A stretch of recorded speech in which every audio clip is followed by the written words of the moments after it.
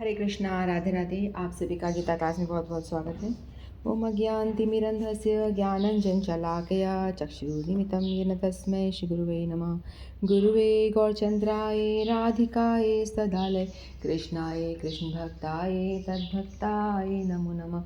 नमो विष्णुपादाय राधिकाय प्रियात्मने श्रीमद्भक्तिवेदान्त नारायणीति नामिने श्रीकृष्णलीला कथने सुदाक्षं औदार्यमाधुर्यगुणयुतं वरं वरेण्यं पुरुषमहन्तं नारायणं तं शिरसा नमामि। श्रीचैतन्यमनोभीष्टं स्थापितं येन भूतले स्वयं रूपः कदा मह्यं ददाति स्वपदान्तिकम्। आजानुलम्बितभुजो कनकावदातो सङ्गीतनकपित्रो कमलायताक्षो विश्वम्भरो द्विजवरो युगधरं पालो वन्दे जगत्प्रियकरो करुणावतारो। नमो महावदन्याय कृष्णप्रेमप्रदायते कृष्णाय कृष्णचैतन्यनाम्ने गौरत्विषे नमः। हे कृष्ण करुणा सिन्धो दीनबन्धो जगत्पते गोपेश गोपिका कान्त श्रीराधाकान्त नमस्तुते। तप्तकाञ्चन गौराङ्गी राधे वृन्दावनेश्वरी वृषभानुसुतदेवी प्रणमामि हरिप्रिये। नीलाचल निवासाय नित्याय परमात्मने बलभद्रसुभद्राभ्यां जगन्नाथाय ते नमः। जय श्री कृष्ण चैतन्य प्रभु नित्यानंद श्री अद्वैत गदाधर शिवासादि गौर भक्त वृंद। गोवर्धनधरं वन्दे गोपालं गोपरूपिणं गोकुलोत्सवमीशानं गोविन्दं गोपिकाप्रियं। गोवर्धनधरं वन्दे गोपालं गोपरूपिणं गोकुलोत्सवमीशानं गोविन्दं गोपिकाप्रियम्।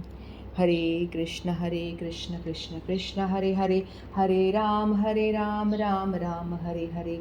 हरे कृष्ण कृष्ण कृष्ण हरे हरे, हरे राम राम राम हरे हरे।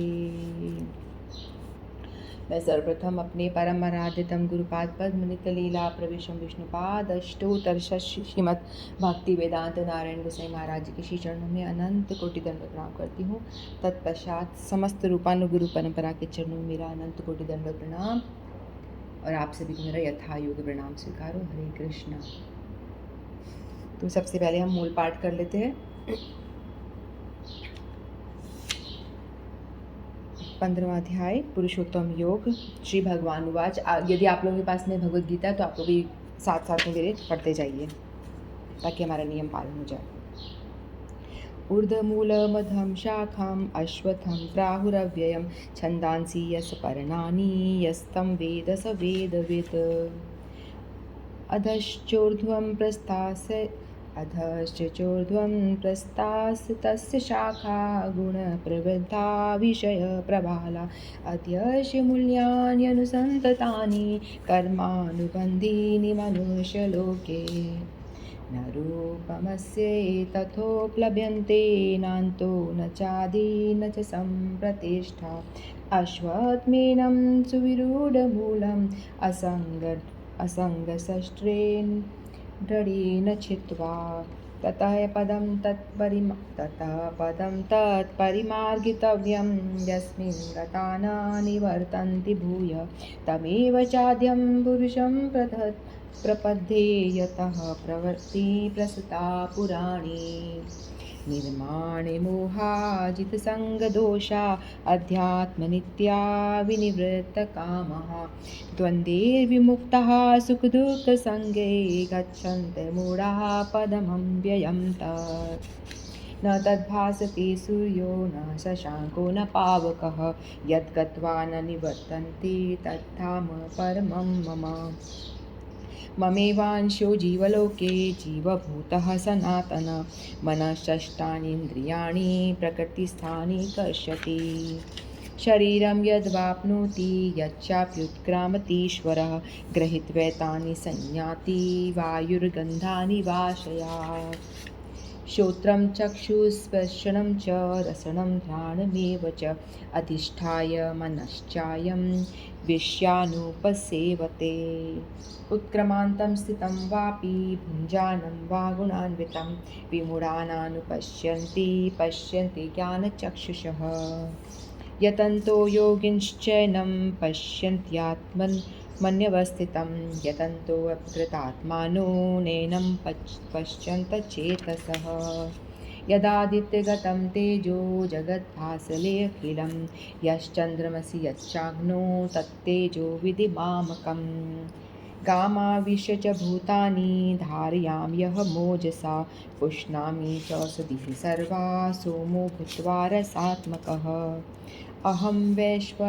अहं वैश्वानरो भूत्वा प्राणिनां देहमाश्रितः प्राणापानसमायुक्तः पचाम्यन्नं चतुर्विधम्।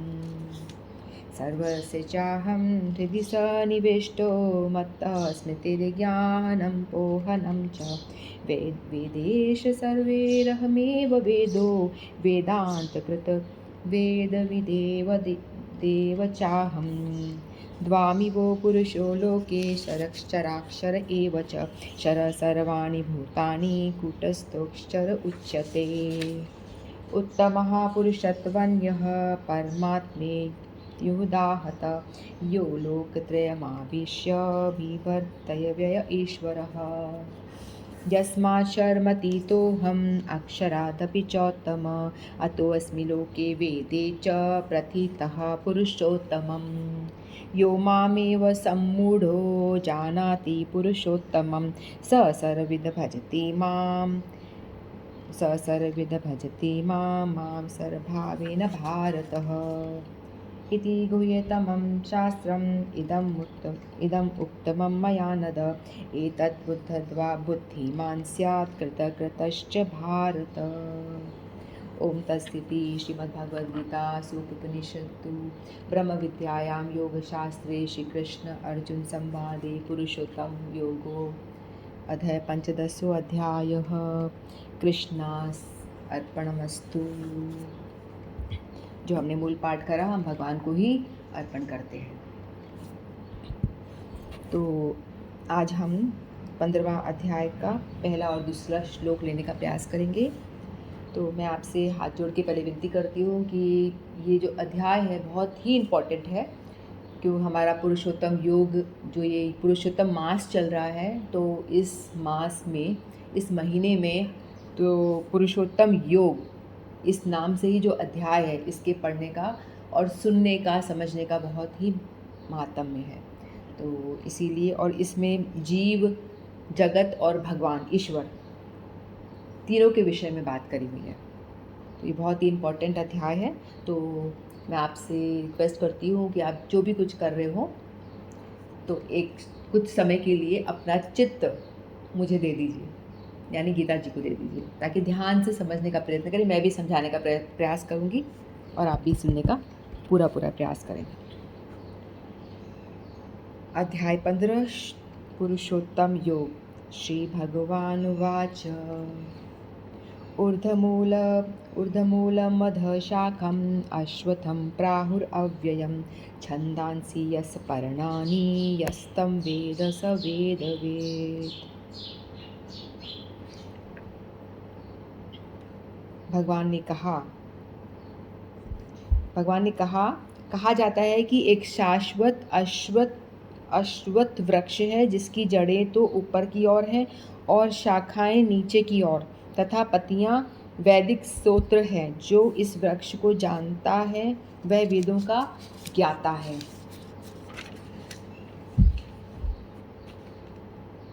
इस अध्याय में बताया गया है कि वैदिक अध्ययन का प्रयोजन कृष्ण को समझना है। अतएव जो कृष्ण भावना भावित है, जो भक्ति में रत है, वह वेदों को पहले से जानता है। तो यहाँ पे बताया गया है कि ऐसे वृक्ष के बारे में बात करी गई है जिसकी की जड़ें ऊपर हैं। हम लोगों ने देखा है ना, जो वृक्ष हम देखते हैं संसार में कैसा वृक्ष होता है, जड़ें तो नीचे होती हैं, शाखाएं ऊपर होती हैं, है ना, ऐसा ही होता है ना। लेकिन यहाँ जो भगवान बता रहे हैं जो वृक्ष की बात कर रहे हैं, ये संसार की वृक्ष की उपमा दी गई है। इस पूरे संसार की इस अश्वत्थ वृक्ष का मतलब होता है पीपल का वृक्ष। पीपल के पेड़ से, पीपल के वृक्ष से इस संसार रूपी वृक्ष की तुलना की गई है। संसार की वृक्ष से उपमा दी गई है। क्यों पीपल का ही वृक्ष क्यों लिया गया है यहाँ पे? क्योंकि पेड़ तो आम का ले सकते थे, कोई और भी ले सकते थे, लेकिन पीपल का ही वृक्ष क्यों लिया गया है? क्योंकि भगवान ने 10.26 में बताया था ना, अपनी विभूति के बारे में जब भगवान वर्णन कर रहे थे, तो भगवान ने बताया था कि वृक्षों में मैं पीपल हूँ। अश्वत्थ यानी पीपल का वृक्ष। भगवान ने कहा था कि जो वृक्ष हैं उनमें से जो पीपल का वृक्ष है वो मेरी विभूति है, सर्वश्रेष्ठ माना गया है इसको। जैसे पहाड़ों में हिमालय भगवान की विभूति है, पांडवों में अर्जुन भगवान की विभूति है, यानी जो सर्वश्रेष्ठ होता है वो भगवान की विभूति होती है। तो पहला कारण तो ये हुआ कि जो पीपल का वृक्ष है वो भगवान की विभूति है, इसीलिए उसको सर्वश्रेष्ठ बताया गया है।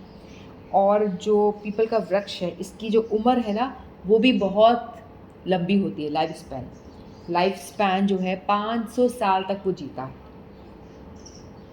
बहुत लंबे टाइम तक। वृक्ष वैसे भी वृक्षों की लाइफ है ना, साधारण तौर पे भी वृक्षों की लाइफ जो है बहुत ज़्यादा लंबी होती है।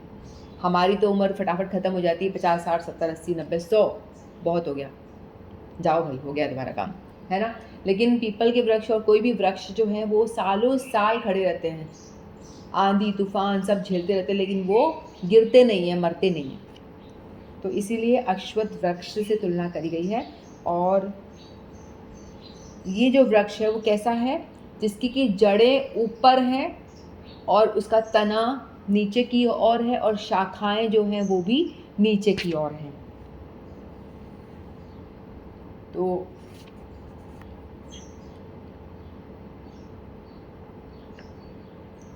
तो इसमें इस अध्याय में 1 से लेकर 5 श्लोक तक भगवान अश्वत्थ वृक्ष के द्वारा इस संसार का वर्णन और उसमें अनासक्ति का उपाय बताएंगे कि कैसे ये जो संसार रूपी वृक्ष है, कैसे हम सभी लोग इसमें व्याप्त हैं, इसके विषय में भगवान चर्चा कर रहे हैं। तो इस अध्याय में तीनों चीज़ के बारे में 3J यानी जगदीश, भगवान, जगत और जीव, तीनों के विषय में चर्चा हुई है। तो इस अध्याय में मैंने जब श्लोक का उच्चारण किया तो आपने देखा होगा कोई मैं किस राग में पढ़ रही हूँ, कभी कई अलग राग में पढ़ रही हूँ। ऐसा क्यों? क्योंकि ये जो श्लोक हैं वो अलग अलग छंद में बोले गए हैं। जैसे कि श्लोक 2, 3 और 4, 2, 3 और 4 उपजाति छंद में है और 5 और 15 इंद्रव्रजा छंद में। ये श्लोक जो श्लोक होते हैं ना वो छंद में होते हैं और बाकी जो है अनुष्टुप छंद में है। बाकी रिमेनिंग श्लोक जो है अनुष्टुप छंद में, ठीक है। तो यहाँ पे बताया कि यह तह वेद स वेदविद, वही बहुत ही वेदविद यानी बहुत ही ज्ञानी है, जो जानता है, क्या जानता है इस वृक्ष के बारे में। ऊर्ध्वमूल अधशाखाम, ऊर्ध्वमूल जिसके की जड़ें हैं ऊर्ध्व यानी ऊपर की तरफ, अध यानी होता है नीचे की तरफ, ऊर्ध्व ऊपर, अध नीचे। तो जो मूल है यानी जड़ें हैं वो ऊपर हैं और जो शाखा वो नीचे है। अश्वत्थम जो पीपल का वृक्ष है, अव्ययम यानी अविनाशी है। अश्वत्थम का मतलब एक मतलब ये है कि वो अविनाशी है और छंदांसी है इस प्रणाली, और इसके जो पत्ते हैं वो छंदांसी यानी वेद के मंत्र हैं, वेद के मंत्र, ठीक है। तो हमने ऐसा वृक्ष कहीं देखा है किसी ने कोई है ऐसा जिसने ऐसा वृक्ष देखा हो जिसकी जड़ें नीचे हों और पेड़ ऊपर हो, पत्ते ऊपर हो, शाखाएं ऊपर हो? नहीं देखा ना। लेकिन ऐसा वृक्ष हम देख सकते हैं जब ये जलाशय के पास में यदि हम जाके बैठ जाते हैं तो हम देखेंगे कि हमको प्रतिबिंब उल्टा दिखाई देता है। छाया पेड़ की, तालाब के किनारे, जलाशय के किनारे एक वृक्ष लगा हुआ है, यदि उसकी हम प्रतिबिंब देखेंगे तो जड़ें नीचे दिखाई देंगी और जो उसका शाखाएं हैं वो नीचे दिखाई देंगी, जड़ें ऊपर दिखाई देंगी।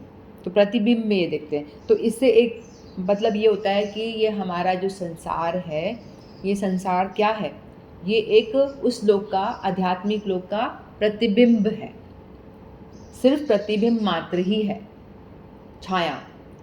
क्योंकि वहाँ पे क्या है, वहाँ पे पूरा एकदम खुशी है, आनंद है, सब कुछ है। लेकिन हम लोग क्या करते हैं इस संसार में, इस प्रतिबिंब में वो खुशी ढूंढने की तलाश करते हैं, जो कि मिलती नहीं है हम लोग को।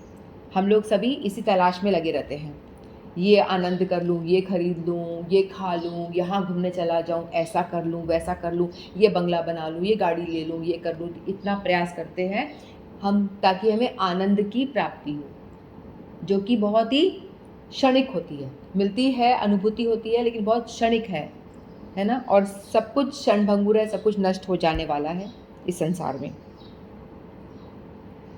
एक बार एक राजा होता है, तो उसकी राजकुमारी बेटी होती है, तो उसका हार, हीरो का हार बहुत सुंदर खो जाता है। तो वो क्या बोलता है कि राजकुमारी रोते रोते राजा के पास में आती है कि मेरा हीरो का हार खो गया। तो राजा कहता है कोई बात नहीं बेटा, मैं तुझे दूसरा नया ला दूंगा। तो कहती नहीं, मुझे वही वाला हार चाहिए, वही चाहिए, होता है ना बच्चों की जिद। तो राजा कहता है कि ठीक है, राजकुमारी की जिद है, तो जितने भी अपने मंत्री गण हैं उनको बोलता है जाओ जरा ढूंढो, जाके वही वाला हार ढूंढ के लाना पड़ेगा। तो सभी ढूंढने चले जाते हैं। तो उतने में एक जो मंत्री होता है वो जाकर के जलाशय के पास में बैठा होता है, थक जाता है, बैठ जाता है कि भाई पता नहीं कहाँ ढूंढे ये हार, ऐसा काम दे दिया, मिल ही नहीं रहा। तो एकदम से उसकी नज़र उस पेड़ के ऊपर पड़ती, नहीं जलाशय के अंदर नीचे पड़ती है। तो वहाँ वो देखता है कि वो हार दिख रहा है उसको, तो हार दिख रहा है, तो बहुत प्रसन्न हो जाता है। और वो क्या करता है, उस जलाशय के अंदर छलांग मारता है हार को ढूंढने के लिए। जैसे ही वो छलांग मारता है, वो हार जो है अदृश्य हो जाता है, इधर उधर हो जाता है, और वो कीचड़ के अंदर घुस जाता है। और कीचड़ में होकर के जब वो ढूंढने का प्रयास करता है, ढूंढते ढूंढते हाथ पैर मारता है, कुछ मिलता नहीं है, फिर वो बाहर निकल के आता है। फिर बाहर निकल के आता है, उतने में ही वो परेशान हो जाता है कि कहाँ गया हार, अभी तो था, किधर गया, ऐसे विचलित हो जाता है। उतने में ही सामने से एक साधु महात्मा जा रहे होते हैं, गुजर रहे होते हैं। तो साधु महात्मा कहते हैं क्या हुआ, क्यों परेशान हो रहे हो। तो कहता है कि इसके अंदर एक हार पड़ा था, राजा की बेटी का हार था, राजकुमारी का, मैं निकालने गया तो वो मिला नहीं, अब वो मिल नहीं रहा, मैं इसको ढूंढ रहा था इतनी देर से। तो फिर महात्मा तो दयालु होते हैं, हमेशा हर किसी की हेल्प करने की प्रयास करते हैं कि किसी की कैसे मैं हेल्प कर दूं। तो वो कहते हैं कि देखो, इधर उधर देखते हैं, बोलते कि यहाँ पे दिख रहा था। फिर महात्मा जी ने इधर उधर घुमाया, दृष्टि घुमाई, और ऊपर पेड़ के ऊपर देखा तो वो जो हार था पेड़ की टहनी पे लटक रहा था, और उसका जो प्रतिबिंब था वो तालाब में दिख रहा था। तो महात्मा समझाते हैं कि जहाँ चीज़ है ही नहीं वहाँ तुझे कैसे मिलेगी, यहाँ पे हार है ही नहीं, तू हार ढूंढे जा रहा है तो कैसे मिलेगा, हार तो वो पेड़ पे लटक रहा है, वहाँ जा उतार वहाँ से। तो वही हमारा हाल होता है। यहाँ हम लोगों को भी जो हैप्पीनेस, खुशी जो आध्यात्मिक जगत में है, स्पिरिचुअल लोक में है, वो यहाँ है ही नहीं, और हम सारे क्या कर रहे हैं, उस हार की तरह यहाँ ढूंढने की प्रयास कर रहे हैं, और हमें मिलता नहीं है। हम सारे उसी व्यक्ति की तरह परेशान हो जाते हैं और तलाश में लगे रहते हैं कि कैसे हमें आनंद मिलेगा, कैसे हमें आनंद की प्राप्ति होगी। तो जो उस जगत में वृक्ष है उसका प्रतिबिंब यहाँ पे है, उस जगत में होता है प्रेम, शुद्ध प्रेम, जो कल वीना बता रही थी ना, वहाँ जो प्रेम है, और यहाँ पे है वो उसका अपोजिट। प्रेम तो होता है शुद्ध, प्रेम का अर्थ है सेवा, भगवान की सेवा, है ना। राधा रानी हमेशा भगवान की सेवा के लिए तत्पर रहती हैं, और आध्यात्मिक लोक में जो भी लोग होते हैं सभी लोग भगवान की सेवा के लिए तत्पर होते हैं, वही प्रेम है, शुद्ध प्रेम। और यहाँ पे जो इसका उल्टा है भोग वासना, प्रेम का अपोजिट जो यहाँ पे मिलता है हमको वो है भोग वासना, ठीक है। तो भगवान ऐसे पेड़ से तुलना कर रहे हैं। तो जो सीधा पेड़ है वो बताया गया आध्यात्मिक संसार, आध्यात्मिक जगत, और जो उल्टा वृक्ष बताया गया है प्रतिबिंब है उस आध्यात्मिक जगत का, वो है भौतिक संसार। तो बताया गया है कि जो भौतिक संसार है ना वो 1/4 ही है, जो आध्यात्मिक जगत है, स्पिरिचुअल वर्ल्ड है, वो बहुत बड़ा है। जैसे कि एक रोटी हम एग्जांपल लेते हैं, एक चपाती है, ठीक है, उस चपाती को आप 4 भाग में डिवाइड कर दीजिए, ठीक है। तो फ्रैक्शन हमने सीखा था ना बचपन में, तो एक चपाती को 4 भाग में यदि हम डिवाइड कर देते हैं और एक पार्ट को हम निकाल देते हैं, तो वो वाला पार्ट हुआ 1/4 पार्ट ऑफ द चपाती, है ना। एक चपाती का चौथा हिस्सा अलग किया जाए तो वो होता है एक चपाती का चौथा हिस्सा, 1/4 पार्ट। तो उतना ही मटेरियल वर्ल्ड है, ठीक है। तो पूरी चपाती का जो 1/4 पार्ट है उतना ही सिर्फ भौतिक जगत है, और जो आध्यात्मिक जगत है बाकी बचा पूरा आध्यात्मिक जगत है, स्पिरिचुअल वर्ल्ड है। तो स्पिरिचुअल वर्ल्ड हमारी इस धरती, हमारी ये भौतिक संसार में धरती ही नहीं आई है, 14 भुवन सब कुछ आ गया, 14 भुवन, उसमें पृथ्वी तो बहुत छोटा और भी छोटा हो गया, ठीक है। तो इसका हमारी जो भौतिक जगत का यदि आप 3 गुना करोगे उतना स्पिरिचुअल वर्ल्ड है। तो जो आध्यात्मिक संसार है वो त्रिपाद विभूति है, यानी 3rd-4th पार्ट है, और वहाँ पे क्या है, सब कुछ चेतन है, चेतन तत्व। और वहाँ पे कैसा प्रेम है जो हमेशा भगवत केंद्र, भगवान को केंद्र में रखता है। वहाँ पे जो लोग रहते हैं सब भगवान के विषय में चिंतन करते हैं, भगवान की सेवा के विषय में सोचते हैं, तो ऐसा वहाँ पर प्रेम है। और जो भौतिक संसार है ये 1/4 पार्ट ही है, एक पात विभूति, और ये जड़ तत्व है। जड़ तत्व का मतलब यहाँ पे सब कुछ ख़त्म हो जाएगा, जड़ यानी सब कुछ ख़त्म हो जाएगा। इवन हम भी जड़ ही हैं, हम भी थोड़े दिन बाद में नहीं रहेंगे, आज हैं कल नहीं है। हमारे दादा परदादा लोग थे पहले, अब नहीं दिखते, है ना। वैसे ही हम आज हैं, कल हमारी जो आगे जनरेशन आएगी उसको हम भी नहीं दिखेंगे, हम भी उनके लिए दादा परदादा हो जाएंगे, ठीक है। तो इसी तरह से ये जड़ है, सब कुछ नष्ट हो जाता है। और यहाँ पे जो प्रेम का उल्टा क्या मिलता है, यहाँ पे काम। काम का अर्थ क्या है, स्वार्थ। हम लोग किसी से प्रेम करते हैं तो किस लिए करते हैं, अपने स्वार्थ के लिए। हर जगह स्वार्थ से ही व्यक्ति प्रेम करता है, प्रेम व्रेम कुछ नहीं है यहाँ पे। यहाँ पे जो प्रेम कहते हैं ना, एक लड़का एक लड़की को बोलेगा, ये लड़की लड़के को बोलेगी, प्रेम प्रेम कुछ नहीं। जब तक आप उसकी इच्छाओं की पूर्ति कर रहे हो तब तक वो प्रेम है आपका। जैसी इच्छा पूर्ति खत्म हुई, जाओ यहाँ से, कोई प्रेम नहीं, ये सिर्फ काम है। जब तक कि हमें प्राप्ति हो रही है किसी से, तब तक ही वो प्रेम दिखता है। जब वो प्राप्त होना बंद हो गया, जैसे कि कल वीना ने उदाहरण दिया था, एक माता का प्रेम विशुद्ध बताया गया यहाँ पे, कि सबसे शुद्ध रूप जो है प्रेम का वो माँ और पुत्र का है, क्योंकि माता ही एक शुद्ध प्रेम कर सकती है। उसके अलावा इस संसार में कोई भी शुद्ध प्रेम नहीं पाया जाता, और वो भी विशुद्ध हो जाता है यदि पुत्र कुपुत्र निकल जाए। तो माँ भी उसको एक टाइम पे ऐसा होगा, भाई कितना समझाऊं तुझे, कितना सुधारने का प्रयास करूँ, जा भाड़ में जा, वो भी उसके बारे में सोचना छोड़ देगी फिर। तो ऐसा हमारा जो है ये भौतिक जगत है। तो जो इसमें जो शाखाएं हैं, भगवान जो स्पिरिचुअल लोक है वो शाखा बताई गई है। फिर नीचे उसका जो तना है वो है ब्रह्मा जी। तना में 14 भुवन आ जाते हैं पूरे, ब्रह्मा जी हैं उसमें तना। फिर जो शाखाएं निकल रही हैं वो सारी शाखाएं क्या हैं, अलग अलग जो लोक बताए गए हैं, भूलोक, भूवरलोक, स्वर्गलोक। भूलोक में भूमि, और भूवरलोक में बाकी, और फिर स्वर्गलोक, उसमें सुवरलोक, उसमें उच्च कोटि के जो ब्रह्मा जी के लोक है वो सारे लोग आ जाते हैं।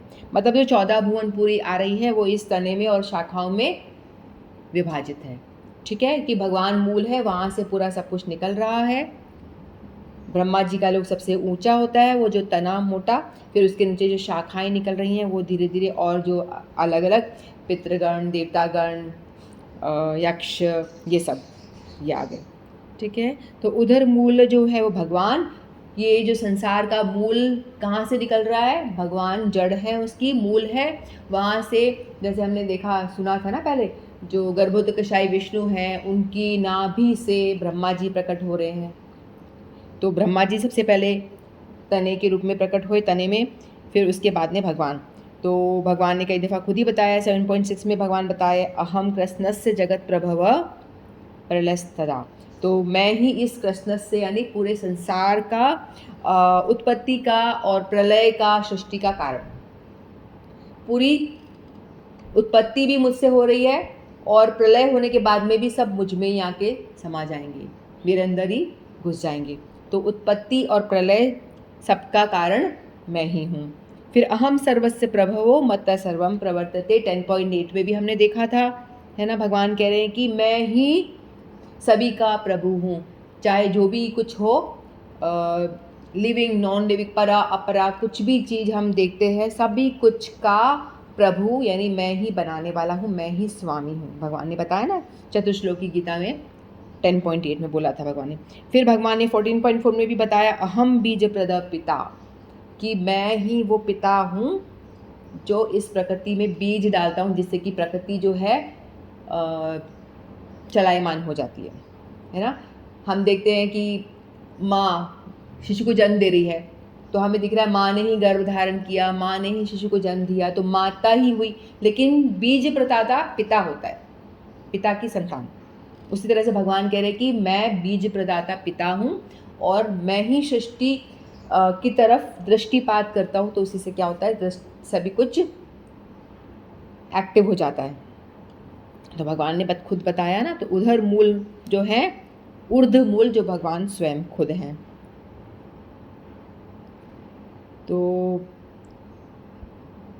अश्वतः सर्व वृक्षाणाम, अश्वत्थ जो वृक्ष है वो सभी वृक्षों में सर्वश्रेष्ठ है, इसीलिए भगवान ने इसका नाम लिया।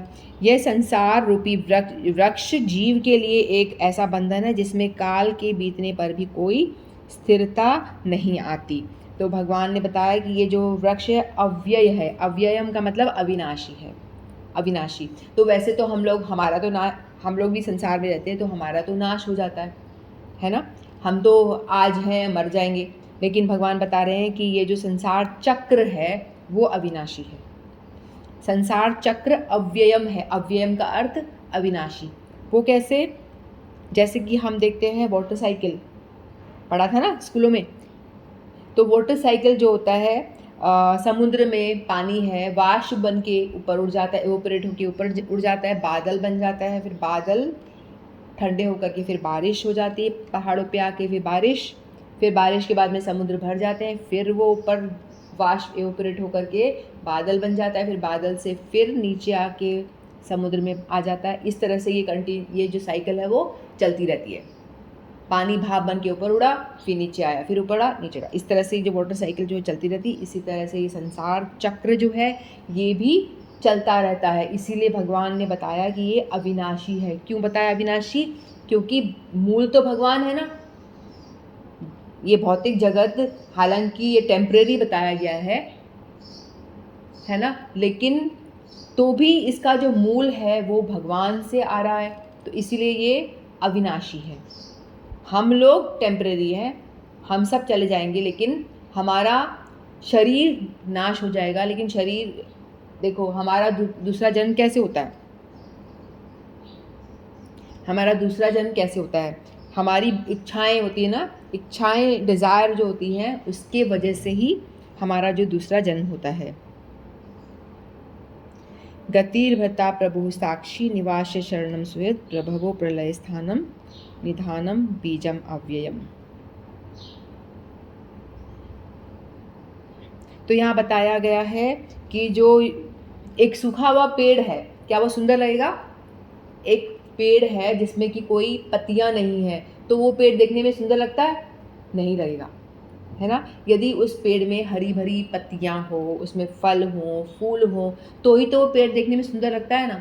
उसी तरह से यहाँ बताया भगवान ने छंदांसी यस प्रणानी। छंदांसी का मतलब वेद के मंत्र। वेद के जो मंत्र होते हैं वो पत्तों, हरे पत्तों से उसकी तुलना करी गई है। वेद के मंत्र हरे पत्तों से उनकी तुलना करी गई है। भगवान ने बताया उल्टा वृक्ष है, इस पे वेद के पत्ते हैं वो मंत्र हैं, हरे पत्ते हैं जो वेद मंत्र बताए गए हैं। तो वेद के मंत्र क्या है? ये वेद क्यों पढ़ते हैं? वेद पढ़ते हैं जिससे क्या होता है कि हमारी इच्छाएं पूर्ति के लिए होता है वेद पढ़ना। तो वेद कर्म कांड, ज्ञान कांड और उपासना कांड। वेद में जो क्या होता है, 3 तरह की बातें होती है। कर्म कांड क्या होता है कि हमारी इच्छा पूर्ति के लिए जो वेद का उच्चारण किया जाता है वो होता है कर्म कांड, है ना। तो वेद में क्या है, 1,00,000 श्लोक है। वेदों में 1,00,000 श्लोक हैं, उसमें कि 80,000 कर्म कांड के ऊपर ही बताए गए हैं कि ये वाला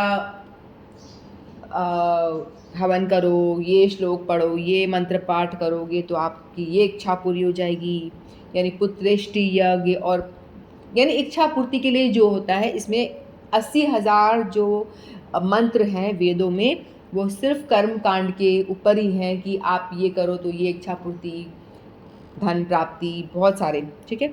और उसमें से जो 16,000 बताए गए हैं वो ज्ञान कांड के ऊपर ही हैं, और सिर्फ 4,000 बताए हैं वो भक्ति के ऊपर है, उपासना कांड। तो इसीलिए लोगों को लगता है कि वेदों का जो मेन ध्येय है सिर्फ इच्छा पूर्ति ही है। इच्छा पूर्ति के लिए ही वेदों का उच्चारण, मंत्र जाप किया जाता है, जिससे कि हमारी इच्छा पूर्ति हो जाए। लेकिन हर किसी का जो अल्टीमेट एम होता है वो भगवत प्राप्ति ही होती है। चाहे आप इच्छा पूर्ति, क्योंकि हम लोग देखते हैं संसार में लोग बाग क्या इच्छा पूर्ति ही के लिए ही भाग रहे होते हैं। हमारी इच्छा डिज़ायर पूर्ति हो जाए, डिज़ायर पूर्ति हो जाए, इच्छा पूर्ति के लिए ही भागते हैं। तो भगवान ने वेदों का, भगवान के जो श्वास होते हैं ना, उसमें से वेद निकलते हैं।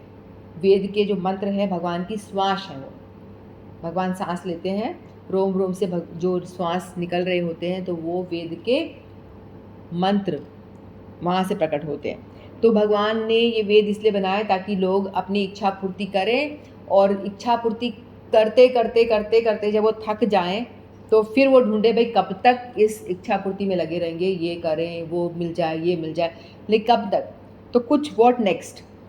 तो वो सोचेगा कि चलो फिर अब मैं ज्ञान प्राप्ति करें, फिर वो ज्ञान प्राप्ति करेगा, मैं आत्मा हूँ, मैं शरीर नहीं हूँ, तो आत्मा और शरीर का भेद समझ में आएगा उसको।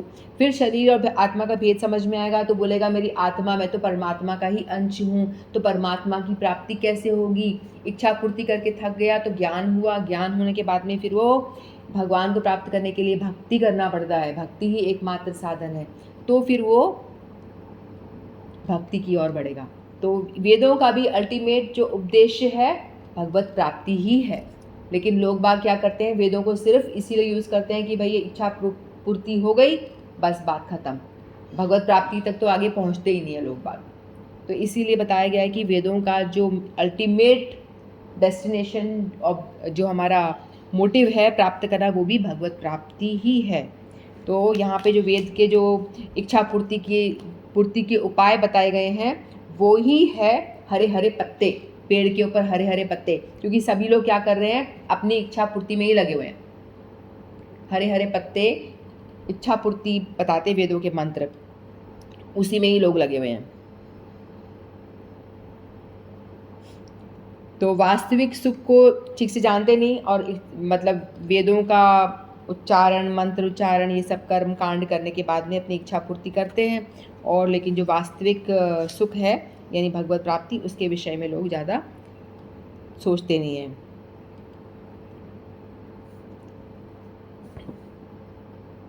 तो ये हुआ पहले इसका अर्थ, छंदांसी यस्य पर्णानि, वेदों के सकाम कर्मों के अनुष्ठान, यानी सकाम, एक दो तरह के कर्म होते हैं ना, सकाम कर्म और निष्काम कर्म। निष्काम कर्म तो वो होता है जो भगवत प्राप्ति के लिए किया जाता है, यानी भगवान को अर्पित करते हुए जो कर्म करते हैं, जिसके कि हमें कोई रिजल्ट नहीं चाहिए, हमें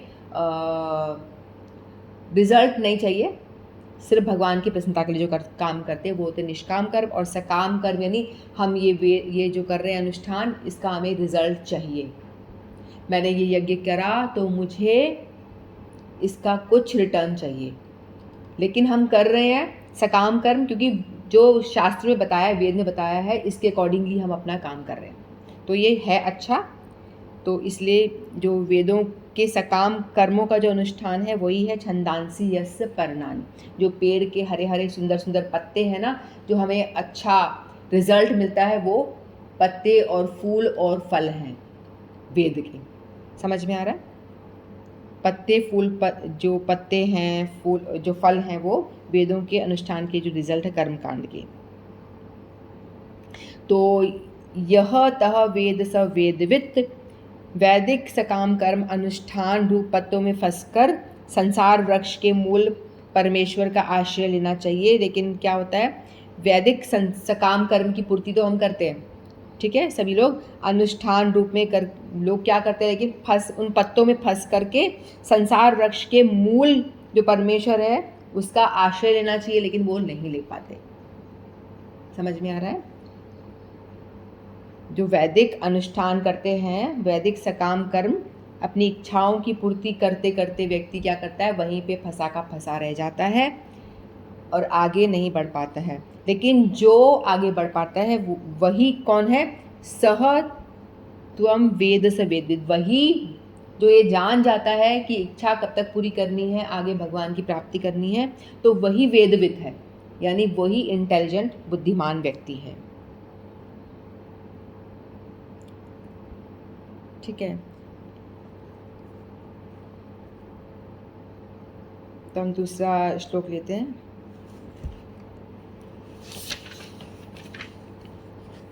अधश्च चोर्ध्वं प्रसृतास्तस्य शाखा गुणप्रवर्धा विषयप्रबाला अध्यस्य मूल्यान्यनुसन्ततानि कर्मानुबन्धीनि मनुष्यलोके।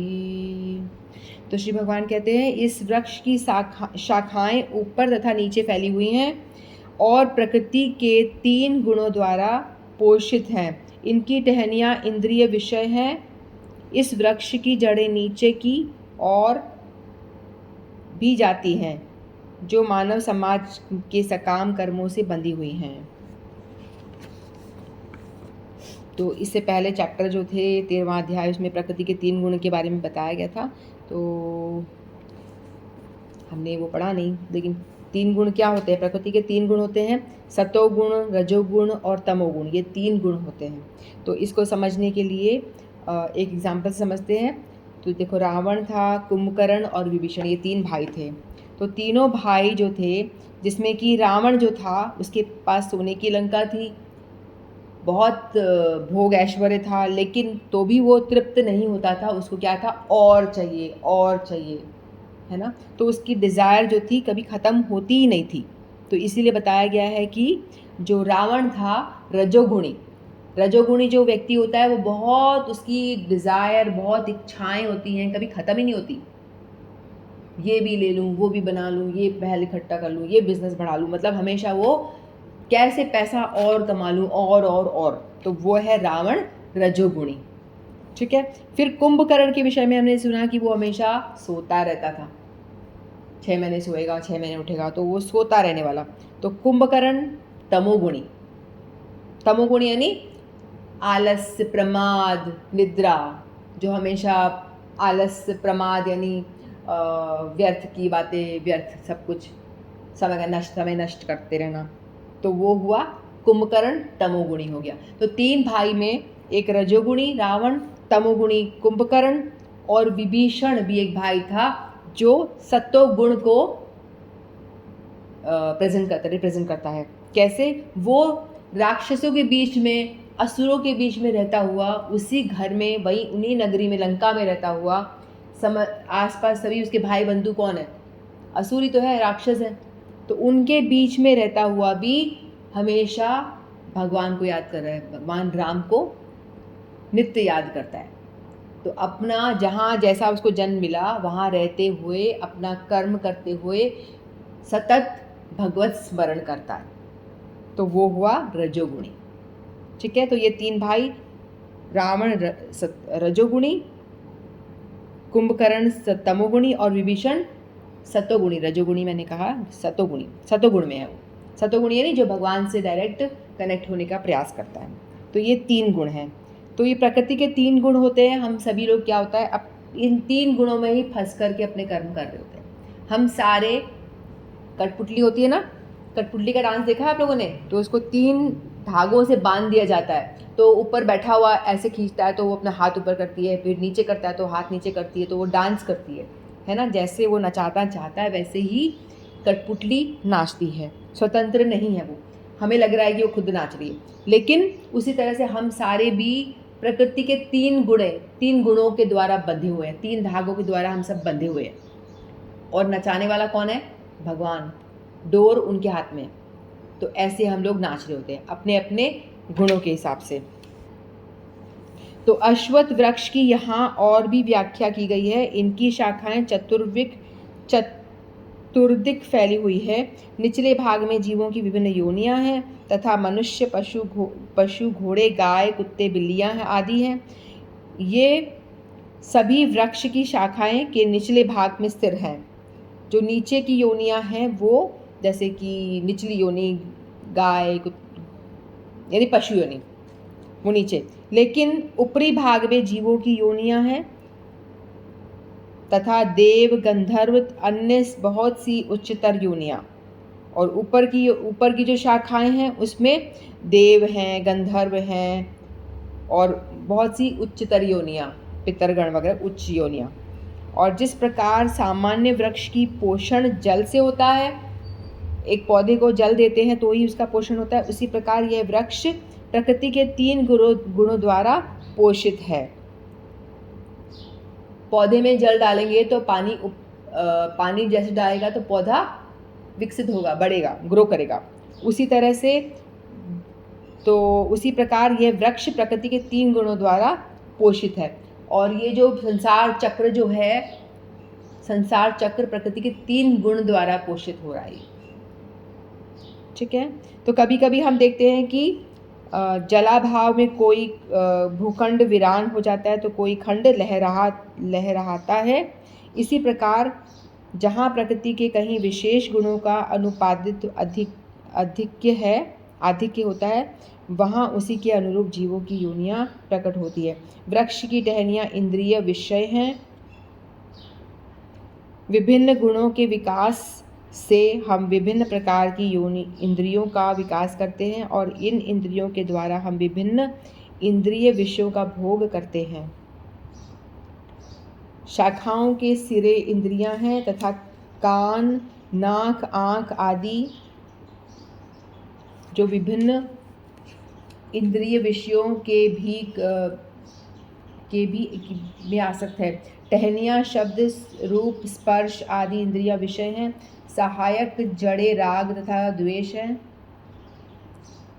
और विभिन्न प्रकार के कष्ट तथा इंद्रिय भोग के विभिन्न रूप हैं। धर्म अधर्म की प्रवृत्ति इन्हीं गौण जड़ों से उत्पन्न हुई मानी जाती हैं और चारों दिशाओं में फैली हैं। वास्तविक जड़ तो ब्रह्मलोक में है, किंतु अन्य जड़ें मृत्युलोक में। यह मनुष्य उच्च लोकों में पुण्य कर्मों का फल भोग चुका होता है, जो कि इन धारा पर उतरता है और उन्नति के लिए सकाम कर्मों का नवीनीकरण करता है, या मनुष्य लोक कर्म क्षेत्र माना गया है। तो ये बताया जो शाखाएं और टहनियाँ हैं सारी की सारी लोकों के हिसाब से हैं। तो देखो, मनुष्य लोक ऐसी योनि है जिसमें कि मनुष्य देखो पशु योनि जो है वो अपने गलत काम करते हैं। तमोगुण में रह के जो काम किया जाता है, यानी गलत काम। तो कोई व्यक्ति गलत काम कर रहा है इस संसार में, तो वो क्या होगा, पशु योनि में, निचले लोकों में जाएगा, नरक लोक इधर जाएगा, यानी उसकी योनि जो होगी पशु योनि, कुत्ता, बिल्ली, ऐसा बनेगा वो, है ना। और यदि वो इस मनुष्य योनि में रह करके अच्छे कर्म करता है, सत्वगुण में रहता है, सत्वगुण में रहना यानी जैसे हम सभी अच्छा काम कर रहे हैं, भगवान की ओर बढ़ने का प्रयास कर रहे हैं, तो सत्वगुण में रह करके जो काम, हालांकि हमारा तो क्या है, कोई गुण में भी नहीं आता, जो भगवान के लिए कुछ काम किया जाता है वो गुण से अतीत हो जाता है, गुण के परे हो जाता है, भक्ति कहलाता है वो। तो सत्वगुण में तो जैसे सकाम कर्म कर रहे हैं ना, वो शास्त्रों के हिसाब से जो काम करते हैं वो सत्वगुणी कर्म होगा, अच्छे कर्म, सुबह जल्दी उठना, एक्सरसाइज करना, माता पिता की सेवा करना, ये सारे अच्छे काम करना, वो सत्वगुणी होते हैं। तो ऐसे लोग जो होते हैं सत्वगुण करते हैं, पुण्य करना, वो लोग कहाँ जाते हैं, वो उच्चतर लोकों में जाते हैं, यानी पुण्य करना, बेसिकली अच्छा काम करना, पुण्य करना, वो जाएंगे स्वर्ग में जाएंगे, देवता बन जाएंगे, ऊपर के लोकों में जाएंगे। ठीक है। तो लेकिन वहाँ पे क्या हो गया, ऊपर के लोक में भी जाएंगे तो वहाँ पे जब तक रहेंगे, जब तक कि हमारा पुण्य है, मनुष्य स्वरूप में जब हमने अच्छे कर्म करे, सकाम कर्म करे, तो हम गए ऊपर के लोकों में, उच्चतर लोकों में। जैसे ही हमारे पुण्य खत्म हुए, दोबारा से हम मनुष्य योनि में आ जाएंगे। फिर यदि हम यहाँ गलत काम करेंगे तो नीचे की योनि में जाएंगे। तो जो नीचे की योनि है वो है भोग योनि, पशुओं की योनि भोग योनि, और ऊपर की योनि भी जो है वो भी भोग योनि है। वो अच्छे फल को भोग रहे हैं, पुण्य कर्मों को, और नीचे वाले लोग अपने पाप कर्मों को भोग रहे हैं। तो दोनों ही भोग योनियाँ हैं।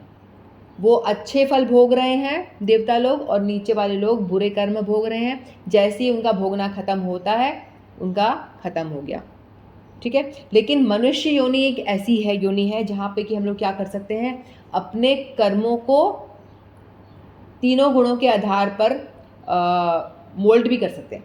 मान लो कोई एक व्यक्ति है जो तमोगुणी है, तमोगुणी है तो वो अपने गुणों के हिसाब से ही काम करेगा, है ना। लेकिन उसको भी हम सतोगुण में लाया जा सकता है संग के हिसाब, संग से। यदि वो संग करे, अच्छा संग करे, लेक्चर सुनना शुरू करे, रोज सुनते सुनते क्या होगा, उसका संग से उसका गुण जो है बदल जाएगा।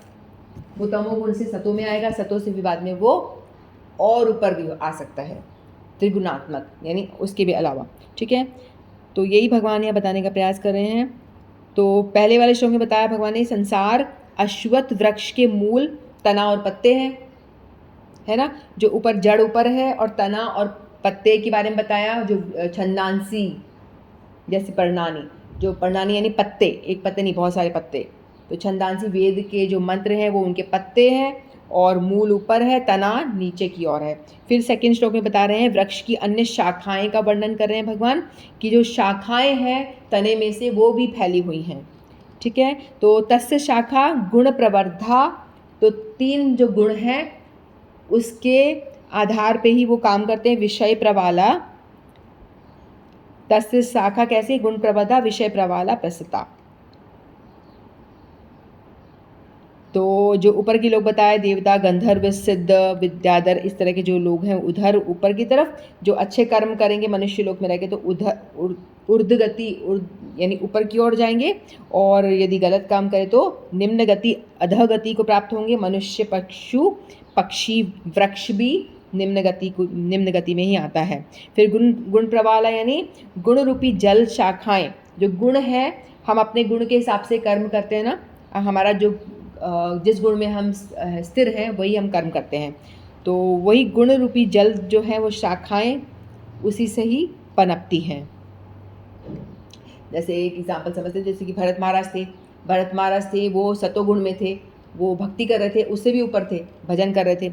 लेकिन क्या हुआ, वो जो हिरण सामने आया, हिरण के उसके देखने के बाद में क्या हुआ, उसने जब हिरण की रक्षा करी, हिरण के बच्चे की, हिरणी मर जाती है तो रक्षा करी, उसके बाद में क्या हुआ, उसी का चिंतन हो गया, संग हिरणी का बच्चे का हो गया ना, संग से क्या हुआ, चिंतन बढ़ गया। चिंतन करते करते बाद में क्या हुआ, उनकी गति खराब हो गई। कहाँ वो भजन कर रहे थे, भजन करते करते उनका जो संग एक हिरणी के बच्चे से हुआ, तो उसी का चिंतन करते करते उन्होंने अपने प्राणों को त्यागा। तो उससे क्या हुआ, उनकी गति नीचे की योनि में चली गई।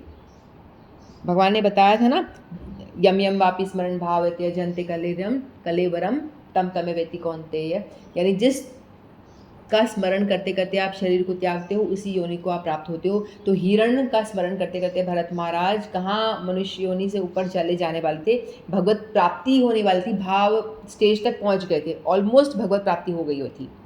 लेकिन वहाँ से भी उनका पतन होकर के वो कहाँ चले गए, उनका अधोगति को प्राप्त हो गए, हिरण की योनि में आना पड़ा उनको।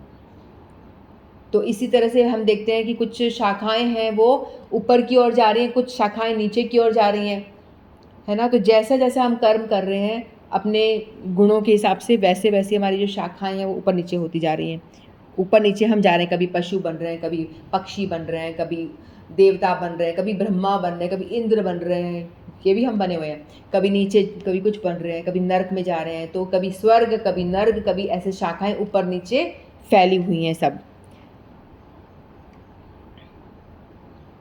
तो जैसे कि एक 14.18 में है जो हमने आएगा, पढ़ेंगे तो, ऊर्ध्वं गच्छन्ति सत्वस्था मध्ये तिष्ठन्ति राजसा जघन्य गुण प्रवृत्तिस्तथा अधो गच्छन्ति तामसा।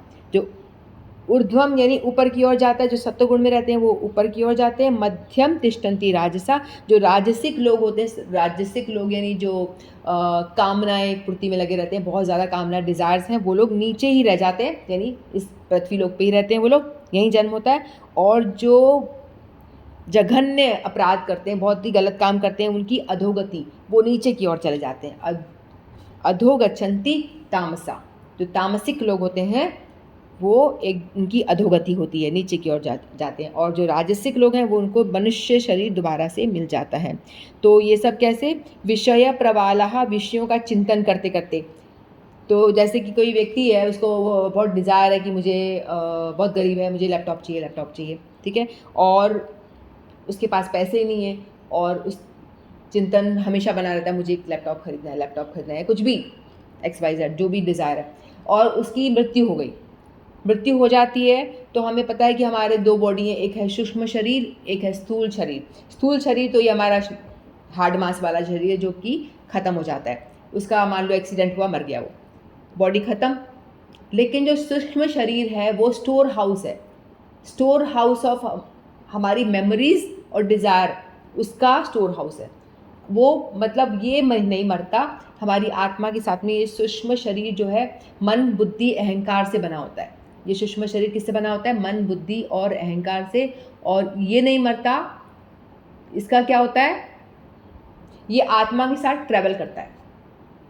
जो इस व्यक्ति जो मर गया, जिसकी डिज़ायर थी कि इसको लैपटॉप चाहिए, वो डिज़ायर को लेकर के वो आत्मा के साथ में, उसका जो सूक्ष्म शरीर है दूसरे बॉडी में जाएगा। तो उसको दूसरा जन्म लेने के लिए वो डिज़ायर ने प्रेरित किया, वो डिज़ायर पूर्ति के लिए वो दूसरा जन्म लेगा, फिर वो डिज़ायर के लिए वहाँ प्रयास करेगा। तो हमारी इच्छाएं जो है ख़त्म होती ही नहीं, इच्छा ख़त्म होती ही नहीं है, इच्छा पूर्ति के लिए ही हमें दूसरा शरीर मिलता है। तो हमें बताया, भगवान बता रहे हैं कि ये आसक्ति जो है ना, इस वृक्ष को काटना पड़ेगा। ये डिज़ायर रूपी जो आसक्ति हमें बांधे रखती है ना, ये इससे आसक्ति, ये आसक्ति, तो चिंतन करते करते ही हमारा जो होता है, हमने जो दूसरे अध्याय में भी पढ़ा था ना, ध्याय तो विषयान पुंस संगस्ते शुप जायते संगात संजायते कामात क्रोधो भी जायते। किसी भी वस्तु का चिंतन करते रहते हैं, ध्यान करते रहने से क्या होता है? बहुत ज़्यादा उसकी आसक्ति हो जाती है, फिर डिज़ायर चाहिए इस तरह से। संगात संजायते कामा, और काम बढ़ जाता है कि मुझे अब कुछ भी करना है, कैसे भी करना है, मुझे वो वस्तु प्राप्त करनी ही है। यदि प्राप्त नहीं हुई तो कामाद क्रोधा भी जायते, फिर उस काम से क्या होता है? क्रोध बढ़ जाता है। आई होप समझ में आ रहा होगा, थोड़ा सा मुश्किल है आज का।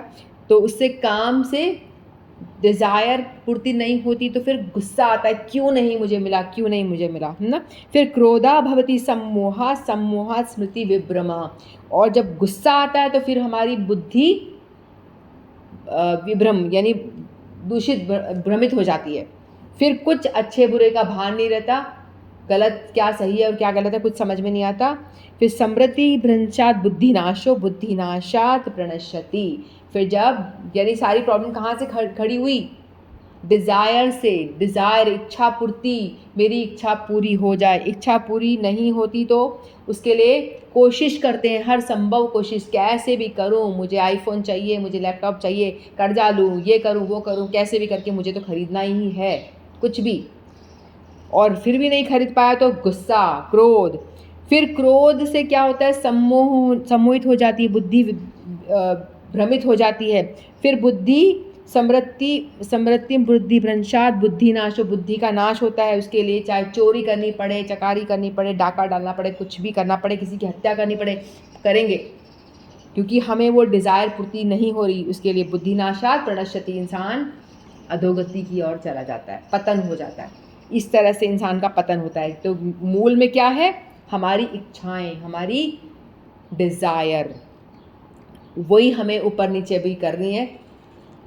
ऊपर नीचे हमारी जो जन्म हमारा हो रहा है, कभी इंसान बन रहे हैं, कभी कीड़े मकोड़े, कभी देवता, ये सब हमारे जो 3 गुणों के अधीन होकर के हम जो काम कर रहे हैं अपनी इच्छा पूर्ति के लिए, उसी से हो रहे हैं। ठीक है, तो इसीलिए हम लोगों को चाहिए कि डिज़ायर पूर्ति से इससे दूर होए।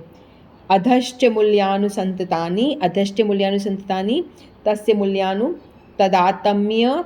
एक हम लोग क्या है, शरीर और आत्मा को एक ही मान लेते हैं। हमें पता नहीं होता कि हम आत्मा हैं, शरीर नहीं है। हमें लगता है कि हम आत्मा भी हैं और शरीर एक ही है। जैसे रिक्शा में कोई बैठ के रिक्शा चला रहा है, तो हम लोग रिक्शा बुलाते हैं तो बोलते हैं रिक्शा रिक्शा इधर आ इधर आ।